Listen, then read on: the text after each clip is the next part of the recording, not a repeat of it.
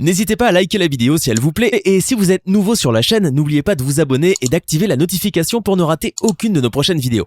On commence.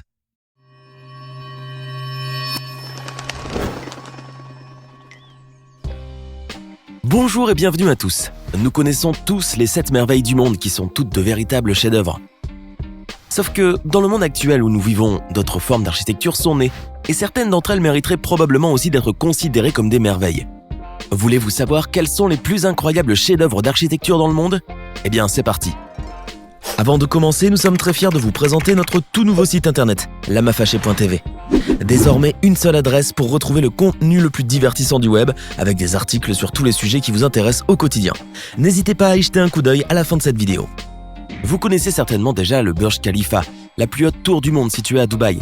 Elle est devenue un emblème mondial, une merveille de l'ingénierie et un réel joyau architectural. En effet, le Burj Khalifa est très imposant avec ses 828 mètres de haut. Tirant son inspiration d'une fleur nommée l'Hyménocalyce, cette tour est composée de 3 sections disposées autour d'un noyau central.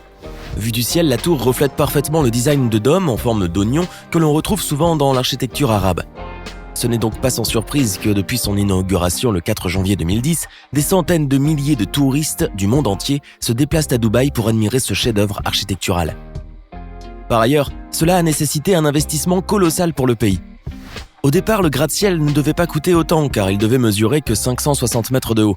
Mais suite à l'annonce de projets concurrents plus élevés, Emaar, la société immobilière qui a construit le Burj Khalifa, a exigé que son projet soit repensé pour être le plus haut du monde. Et c'est exactement ce qui s'est produit. Pour cela, il fallait mobiliser l'une des plus grandes agences d'architecture, et c'est Skidmore, Owings & Merrill de Chicago, qui finalement s'est chargé de réaliser l'exploit architectural. Aujourd'hui, le Burj Khalifa abrite des appartements, des bureaux ainsi qu'un hôtel de luxe. Cependant, il est à savoir que le Burj Khalifa sera détrôné en 2020 par le Jeddah Tower de Jeddah en Arabie Saoudite. En effet, cette tour devrait approximativement mesurer 1 km de hauteur, ce qui en fera la tour la plus haute du monde. Situé à Bahapur, un faubourg sud de Delhi en Inde, le temple du Lotus est unique dans le monde, et pour cause. Il a pour finalité d'accueillir les fidèles du monde entier de toutes sortes de confessions, ce qui a valu à ce temple de nombreux prix. Il est considéré comme le temple mère d'Asie du Sud, et ce monument se veut ouvert à toutes les croyances, indépendamment du caractère religieux, ce qui est fort admirable. Cependant, ce n'est pas la seule chose extraordinaire qu'abrite ce temple, puisque son architecture est aussi des plus remarquables qui soient. Construit en 1986 par l'architecte iranien Fariborz Sabah, ce temple a une architecture atypique. Sa forme a été inspirée de la fleur du lotus, qui est un symbole de pureté indissociablement lié à l'esprit religieux en Inde. Ainsi, ce temple a été conçu comme une fleur de lotus à peine entrouverte, avec 27 pétales sur 9 côtés. Par ailleurs, l'intérieur ne manque pas de beauté architecturale puisqu'on y trouve un vaste auditoire bonnement décoré. Aussi, sur les pétales extérieurs se trouvent les pièces annexes, réception, bibliothèque, salle d'exposition ou de conférence. Il faut bien convenir que tout a été pensé pour rendre ce temple un véritable joyau de l'architecture, vous ne trouvez pas ? À Valence, en Espagne, se trouve l'une des architectures les plus futuristes qui ait été construite. Il s'agit de la Cité des Arts et des Sciences. C'est une incroyable architecture entourée de jardins paysagers et de plans d'eau. Cependant, si un tel projet a pu être concrétisé, c'est certainement grâce au talent de l'architecte Santiago Calatrava et de celui de Félix Candela. Ensemble, ils ont pu concevoir une cité d'une architecture complètement décalée. Inaugurée en avril 1998, la Cité des Arts et des Sciences de Valence est un exemple représentatif de l'architecture moderne. Construite au beau milieu d'un grand parc, cette cité a une architecture qui nous fait étrangement penser à un squelette énorme d'un animal fantastique. Il n'est donc pas étonnant d'apprendre que maints touristes du monde entier se déplacent pour visiter ce lieu tant exceptionnel. D'autre part, les personnes qui entrent dans cette cité ont également la possibilité de faire plusieurs activités dans un décor époustouflant. En effet, le complexe culturel s'articule autour de 6 grandes constructions. Un cinéma IMAX, un musée des sciences, une promenade sur un jardin suspendu, un aquarium, un opéra et une agora. Ainsi, les visiteurs pourront contempler une architecture comme nulle autre et exercer des activités instructives. La totale. Un coquillage s'est échoué à Bakou ? Pas vraiment. Mais la forme du nouveau centre culturel de la capitale de l'Azerbaïdjan rappelle fortement celle d'un nautile. En effet, le centre Heydar Aliyev, construit par le célèbre architecte Zaha Hadid, a une apparence parfaitement futuriste avec ses courbes, sa fluidité et son élégance. Ce nouveau style architectural se veut être une rupture avec l'ancienne architecture de l'Union soviétique qui domine encore largement dans la capitale de l'Azerbaïdjan. Achevé en septembre 2013, le centre Heydar Aliyev dispose de plusieurs ondulations, de plis et de torsions qui sont certes esthétiquement beaux à regarder, mais ils ont également une utilité indispensable puisqu'ils servent à scinder les différents lieux de l'édifice, à savoir l'accueil, les salles et les couloirs de circulation. Outre ces fonctions, cette architecture se distingue des autres par sa façade en fibre de verre renforcée par des panneaux d'aluminium polyester bitumé. Quant à l'intérieur du bâtiment, il est remarquablement lumineux. D'ailleurs, un traitement spécial a été réservé à la construction afin que la lumière naturelle puisse pénétrer à l'intérieur, sans toutefois compromettre la conservation des livres et des documents qui se trouvent dans la bibliothèque.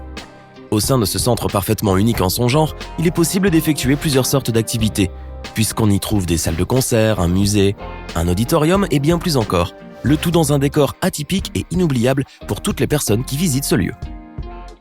Le centre commercial Emporia, situé à Malmö en Suède, est l'un des plus grands des pays scandinaves et l'un des plus atypiques du monde. Ouvert en 2012, ce centre dispose d'une architecture tendance et unique. Lorsqu'on le voit, c'est comme s'il était cassé en deux, grâce à un enfoncement qui donne l'impression que le centre commercial est en train de s'effondrer. Par ailleurs, si un tel chef-d'œuvre a pu être conçu, c'est grâce au génie de l'architecte suédois Gert Wingårdh. Celui-ci a construit ce bâtiment avec une façade incurvée à chaque entrée, telle une vague immense qui s'ouvre sur une double esplanade. De plus, pour construire la façade, il a fallu 800 feuilles de verre, réalisées chacune sur mesure. Tout l'extérieur est d'une architecture complexe, mais pas moins incroyable. Quant à l'intérieur, la décoration est harmonieuse, le design contemporain, les couleurs vives et entraînantes. Aussi, à l'intérieur d'Emporia, on trouve 200 boutiques dans des structures architecturales originales et résolument modernes réparties sur 3 niveaux. Toutefois, tout cela a nécessité la somme de 377 millions d'euros. Néanmoins, cela en vaut la peine. En effet, Emporia est plus qu'un centre commercial. C'est un chef-d'œuvre architectural dont la Suède peut être très fière. Ce n'est d'ailleurs pas sans raison qu'Emporia a été récompensé par le prix du meilleur centre commercial à la 24e édition des MIPIM Awards de Cannes. Voici maintenant une merveille architecturale construite par la nature.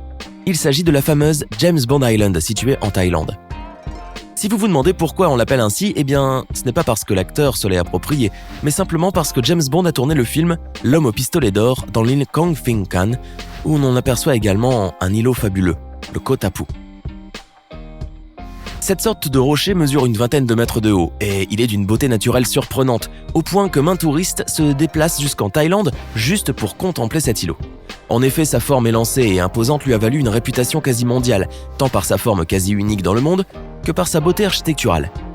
Évidemment, il n'est pas possible de poser les pieds dessus, d'une part parce qu'il est interdit de s'en approcher de trop près, et d'autre part parce qu'il n'est vraiment pas configuré pour qu'on puisse aller dessus. Néanmoins, il est possible de contempler le paysage ou de se prendre en photo avec cette architecture naturelle, ce qui n'est pas rien. Outre l'architecture construite par l'homme, il existe dans le monde d'autres architectes naturels qui sont également très surprenantes. Parmi ces architectures naturelles, il y a ce que l'on appelle communément la plage des cathédrales. Située au nord de la province de Lugo, en Espagne, elle doit son nom à ces falaises appartenant aux montagnes de Cantabria que l'usure des éléments a sculpté d'une succession impressionnante de grottes et d'arches d'une hauteur jusqu'à 30 mètres et qui rappelle fortement l'architecture d'une cathédrale. À marée haute, quand l'eau pénètre dans les crevasses et dans les grottes de la plage, ce lieu émet des murmures et des sifflements qui augmentent encore la magie de cet endroit. C'est là certainement l'un des plus beaux paysages de toute l'Espagne. De plus, tout autour de ce site, on trouve des plantes qui se sont adaptées à la salinité, des oiseaux stables ou de passage comme les mouettes, les courlis cendrés ou encore les hérons. Cette plage est simplement incroyable. C'est d'ailleurs pour cette raison que la plage des cathédrales a été élue la plus belle plage d'Europe. En revanche, si vous y allez, mieux vaut se promener dans la marée basse pour pouvoir profiter de ce spectacle naturel qui semble tout droit sorti d'un décor de cinéma. Cette incroyable tour torsadée de Taïwan est simplement hors norme.